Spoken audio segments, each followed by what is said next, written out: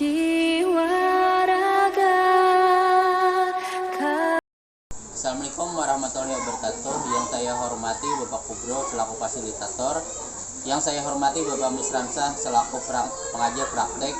Pada kesempatan ini saya akan memperkenalkan diri. Nama saya Taufikur Rahman SPD, IGP Angkatan 5 dari Kabupaten Sulawesi Tengah. Dan bersama saya adalah Ibu Jeliha SPD. Beliau adalah kepala sekolah di SD 1 Buha, tempat saya bekerja. Di sini kami akan melakukan wawancara terkait pengambilan keputusan berbasis nilai-nilai kebajikan sebagai pemimpin yang pernah beliau laksanakan. Kasus yang beliau hadapi adalah banyaknya anak-anak di sekolah beliau yang nilainya sangat rendah, hampir 50% di bawah KKM. Masih banyak siswa di kelas tinggi yang tidak bisa membaca dan menulis dengan lancar. Beliau ingin sekali menerapkan peraturan tentang nilai minimal harus sesuai KKM. Namun di satu sisi dihadapkan dengan kebiasaan apabila siswa tidak naik kelas, maka dia akan berhenti bersekolah dan lebih memilih membantu orang tuanya bekerja. Baik, kita mulai wawancaranya Ibu Jeliha. Assalamualaikum warahmatullahi wabarakatuh. Selamat pagi Ibu Jeliha. Waalaikumsalam. Selamat pagi juga Pak Upik. Apakah Ibu Jeliha sedang sibuk? Tidak Pak Upik, kebetulan ini tadi saya baru datang dari Dinas Pendidikan terkait pelaporan dana BOS. Baik, kalau begitu Bu, saya ingin melakukan wawancara dengan Ibu terkait dengan tugas kami sebagai calon guru penggerak yang diharuskan mewawancarai kepala sekolah. Dalam hal ini saya akan menanyakan terkait pengambilan keputusan yang pernah Ibu lakukan selama memimpin di SDN 1 Buha. Dalam wawancara ini tidak ada istilah benar atau salah ya Bu. Saya hanya ingin mengetahui dan belajar dari Ibu terkait dilema etika yang pernah Ibu hadapi. Silahkan Pak Upik. Selama ini bagaimana Anda dapat mengidentifikasi kasus-kasus yang merupakan dilema etika atau bujukan moral? Dari pengalaman kita bekerja pada institusi pendidikan, kita sering dihadapkan pada bujukan moral dan dilema etika. Pada kondisi bujukan moral, kita pasti dapat berpegang pada aturan dan norma yang berlaku. Karena dalam bujukan moral, pilihan yang ada adalah salah dan benar. Akan tetapi, berbeda halnya jika kita dihadapkan pada situasi dilema etika. Kita telah mengetahui bahwa dilema etika adalah hal berat yang harus dihadapi dari waktu ke waktu. Ketika kita menghadapi situasi dilema etika, yaitu situasi yang bertentangan seperti cinta dan kasih sayang, kebenaran, keadilan, kebebasan, persatuan, toleransi, tanggung jawab, dan penghargaan akan hidup. Banyak sekali kasus dilema etika yang dihadapi, diantaranya ketika menghadapi anak-anak yang nilainya di bawah KKM. Di satu sisi saya harus menetapkan peraturan bahwa apabila anak yang nilainya tidak mencapai KKM tidak bisa naik kelas. Tapi apabila itu dilakukan, maka akan banyak anak yang tinggal kelas dan kemungkinan besar mereka akan berhenti bersekolah karena malu dengan teman-temannya. Ya, selama ini bagaimana Ibu menjalankan pengambilan keputusan di sekolah, terutama untuk kasus-kasus di mana ada dua kepentingan yang sama-sama benar atau sama-sama mengandung nilai kebajikan? Nah, ini satu dilema yang sangat berat untuk diputuskan karena sama-sama memiliki kepentingan yang sangat penting. Tetapi kalau kita lihat dari dilema etika itu sendiri, di mana itu kebenaran lawan kebenaran, sehingga dalam mengambil keputusan dalam menghadapi yang sama-sama penting itu, saya harus meminta pendapat atau setidaknya saya harus berkoordinasi dengan Dewan Guru atau komite untuk membicarakan kasus tersebut, bahwa di sekolah ini ada kasus yang perlu untuk diselesaikan, sehingga dalam pengambilan keputusan kita sudah sepakat ini jalan terbaik untuk memecahkan kasus ini, sehingga sebelum saya memutuskan saya sudah bermusyawarah terlebih dahulu dengan Dewan Guru dan komite. Berarti pada intinya dalam masalah ini Ibu melakukan musyawarah dalam proses pengambilan keputusan. Ya, benar sekali Pak Upik. Seterusnya Langkah-langkah atau prosedur seperti apa yang bisa Ibu lakukan selama ini pelanggaran hukum dalam kasus yang saya selama ini, Ibu? Langkah pertama adalah saya harus menetapkan bahwa tidak ada unsur pelanggaran hukum dalam kasus yang saya hadapi. Karena kan kalau sudah terjadi pelanggaran hukum, misalnya anak yang mencuri, maka kita tidak akan sulit untuk memutuskan. Tapi kalau masalah anak yang nilainya selalu rendah di bawah KKM, dan semua guru dan temannya tahu nilainya begitu saja, maka akan sulit bagi kita untuk memutuskan anak itu bisa naik kelas atau tidak.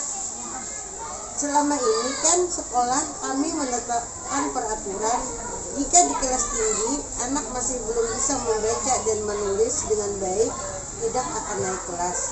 Langkah kedua, dalam mengambil keputusan harus mempertimbangkan mana yang paling tepat, karena sangat susah dalam dilema etika itu pertentangan benar lawan benar, sehingga dalam mengambil keputusan itu tidak membuat sesuatu yang merugikan bagi sekolah maupun orang yang terlibat dalam kasus itu. Seterusnya, hal-hal apa saja yang selama ini Ibu anggap efektif dalam pengambilan keputusan pada kasus-kasus dilema etika, Bu?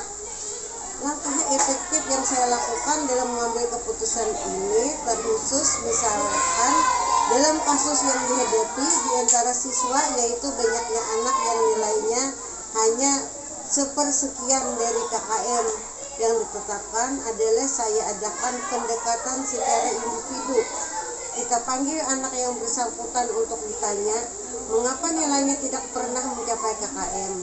Dan perlu diketahui Pak, bahwa hampir 50% anak di sini nilainya sangat rendah.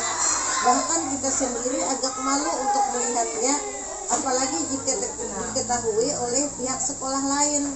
Nanti orang bertanya-tanya apakah guru-gurunya tidak berkompeten dan profesional dalam mendidiknya. Setelah itu bersama dengan wali kelasnya kita bahas bersama apakah anak itu sudah diajar dan dididik dengan baik. Strategi dan metode apa yang dilakukan guru dalam pembelajaran.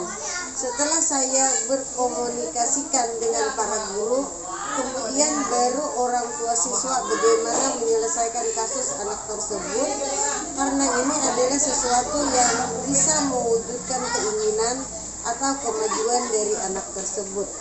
Berarti ini artinya melibatkan semua stakeholder atau warga sekolah dalam pengambilan keputusan, ya, Bu? Benar sekali. Baik, Bu, yang selanjutnya hal apa saja yang selama ini merupakan tantangan dalam pengambilan keputusan pada kasus-kasus dilema etika? Jadi tantangan yang saya hadapi sebelum mengambil keputusan ini, kadang kalau saya sedang berkomunikasi dengan dewan guru, kadang ada sebagian guru yang tidak sejalan dengan apa yang saya inginkan. Kan di antara guru-guru tersebut ada yang ingin menerapkan aturan dengan sebenarnya, tidak peduli apakah kendala yang dihadapi di lapangan, sehingga kami butuh perdebatan sedikit, namun bukan perdebatan yang sengit yang mengharuskan terjadinya miskomunikasi, tetapi kami harus ada penjelasan yang sedetail mungkin, sehingga tantangan yang saya hadapi dalam proses pengambilan keputusan ini dapat dipermudah, sehingga tantangan ini bukan lagi sebagai tantangan, tetapi menjadi pendorong bagi kami semua guru bahwa inilah masalah yang harus dihadapi bersama-sama, karena kepala sekolah itu bukan cuma dia sebagai pemimpin, tetapi dia adalah termasuk motivator dari sekolah itu, dan dia harus butuh dukungan dari bawahannya, sehingga harus merangkul dan bekerja sama dengan mereka. Berarti di sini ada proses berkolaborasi dengan semua warga sekolah, ya, Bu? Benar sekali Pak Upik. Apakah Ibu memiliki sebuah tata kelola atau jadwal tertentu dalam sebuah menyelesaikan kasus dilema etika? Apakah Ibu langsung menyelesaikan di tempat atau memiliki sebuah jadwal untuk menyelesaikannya? Bentuk atau prosedur seperti apa yang Ibu jalankan? Jadi kalau mengambil keputusan itu terjadwal Pak. Kan setiap bulan itu ada rapat atau pertemuan. Kita bahas apakah ada permasalahan pelik yang dihadapi oleh para guru yang berhubungan dengan dilema etika di sekolah. Tapi kalau ada masalah yang signifikan seperti kasus perkelahian siswa yang bisa merembet ke perkelahian orang tuanya, berarti saya harus adakan pertemuan secepatnya. Kemudian kami komunikasikan di situ, menyelesaikan masalah di tempat. Apabila masalah itu sangat berat, tidak bisa diselesaikan di tempat itu, maka kami akan pending, tunggu pertemuan kami, minta arahan dari atas atau pengawas pembina bagaimana solusinya yang kami hadapi ini.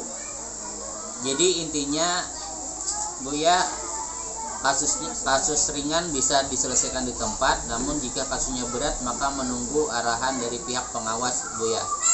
Benar sekali Pak, begitu prosedur dan penjadwalan yang kami lakukan. Selanjutnya Bu, adakah seseorang atau faktor-faktor apa yang selama ini mempermudah atau membantu Ibu dalam mengambil keputusan dalam kasus-kasus dilema etika?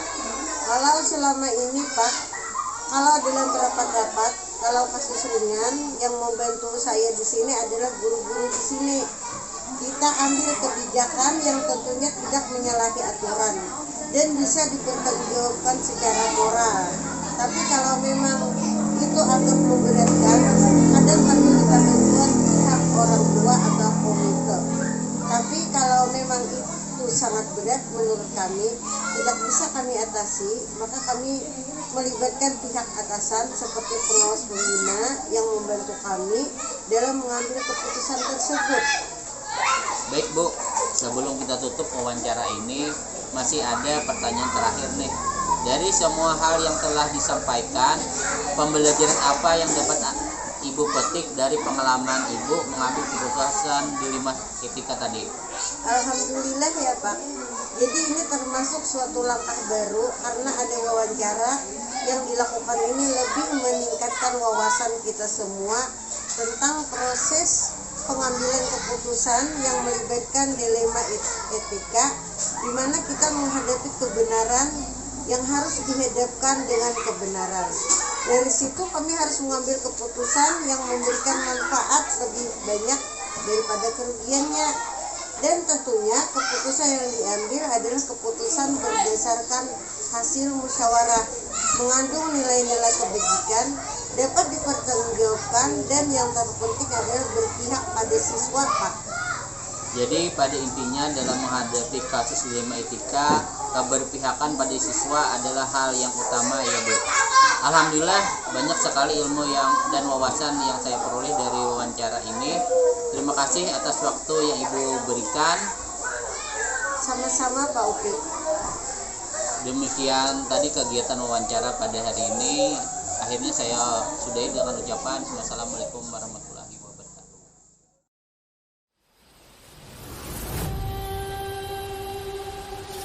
wabarakatuh. Yang saya hormati Bapak Kubro selaku fasilitator, yang saya hormati Bapak Misransa selaku pengajar praktek.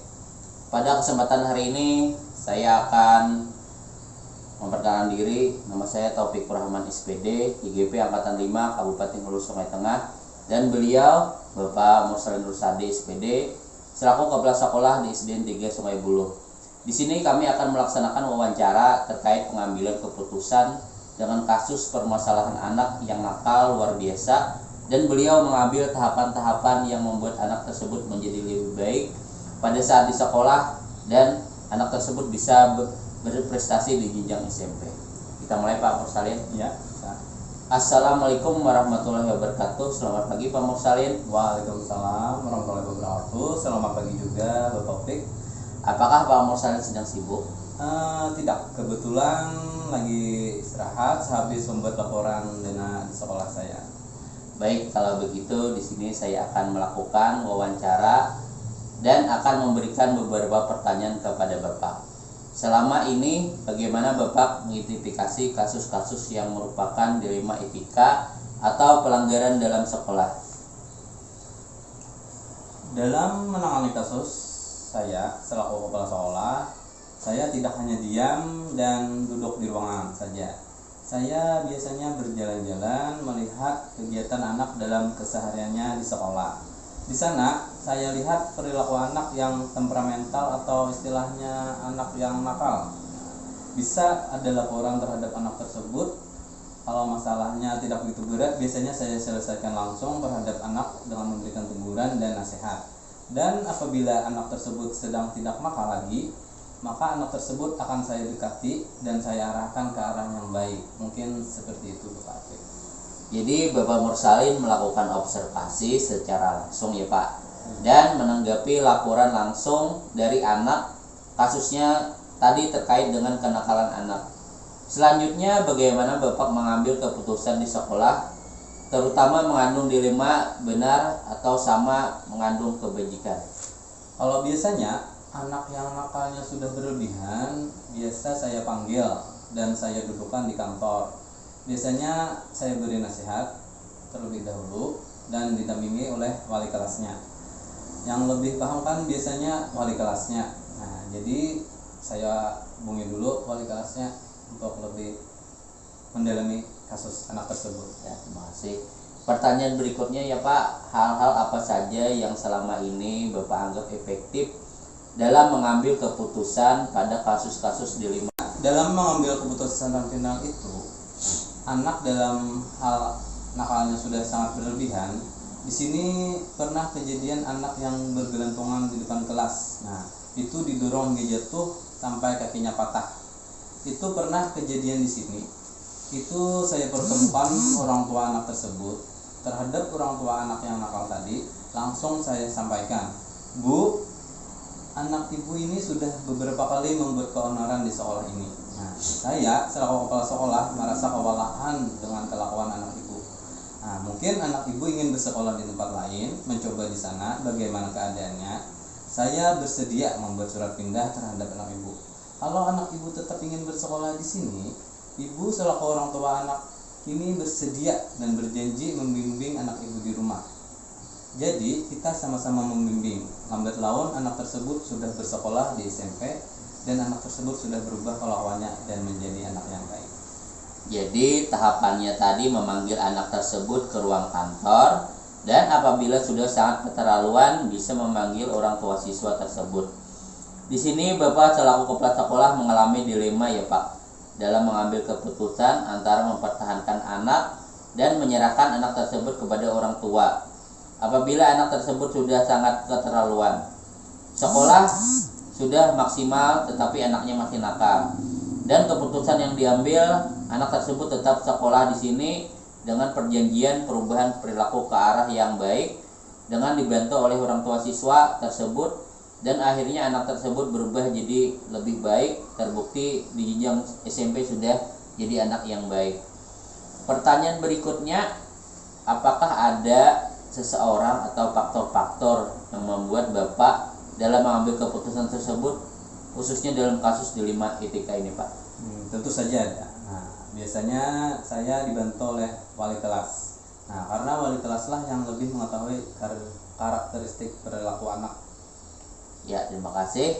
Terakhir Pak, dari semua yang sudah disampaikan, pelajaran apa yang dapat Bapak petik dari pengalaman Bapak dalam mengambil keputusan? Nah, yang jelas hal yang utama, janganlah bosan-bosan mendidik anak yang, katakanlah anak yang aktif. Nah, kita harus selalu memperhatikan dan membimbing anak yang nakal di sekolah kita lakukan setiap hari. Anak yang nakal tadi bisa kita berikan pujian, tidak setiap hari dimarahi, tetapi ada waktu anak tersebut berbuat baik, kita beri apresiasi. Jadi dalam mengambil keputusan, anak itu perlu kita ayomi ya Pak, perlu disayang, diberikan penghargaan. Mungkin itu Pak Mursalin dari saya. Mohon maaf dalam hal wawancara pengambil keputusan dalam kasus dilema ini sampai di sini. Terima kasih atas waktu yang sudah diberikan. Akhirnya saya ucapkan Assalamualaikum warahmatullahi wabarakatuh. Waalaikumsalam. Sama-sama. Taufik. Demikian tadi wawancara pengambil keputusan dengan Pak Mursalin. Demikian kegiatan kami. Saya akhiri dengan ucapan Assalamualaikum warahmatullahi wabarakatuh.